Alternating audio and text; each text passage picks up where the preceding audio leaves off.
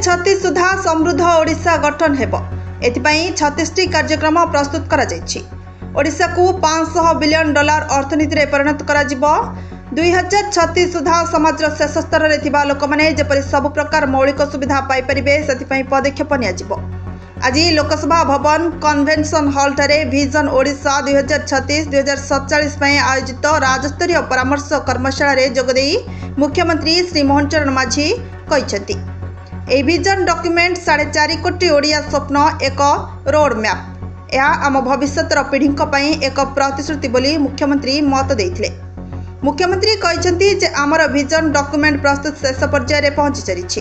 एक draft document प्रस्तुत करा जायछि।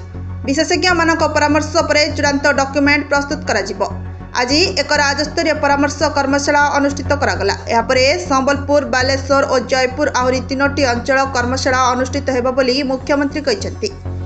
आज एही राज्यस्तरीय कर्मशाला अभिज्ञ प्रशासक, शिक्षाविद, जनप्रतिनिधि, शिल्प और नागरिक समाज प्रतिनिधि, ओडिशार कला संस्कृति और ऐतिह्य क्षेत्र में प्रतिष्ठित व्यक्तित्व माने जोगदेई निज निजर चिंताधारा प्रकाश करने सहित राज्य सरकार को प्रस्ताव देथिले।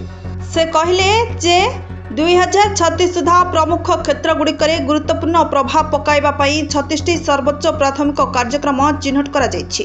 यह एक रणनैतिक पदक्षेप।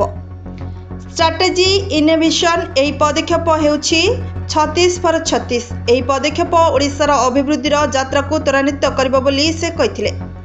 Bureau report, now Odisha.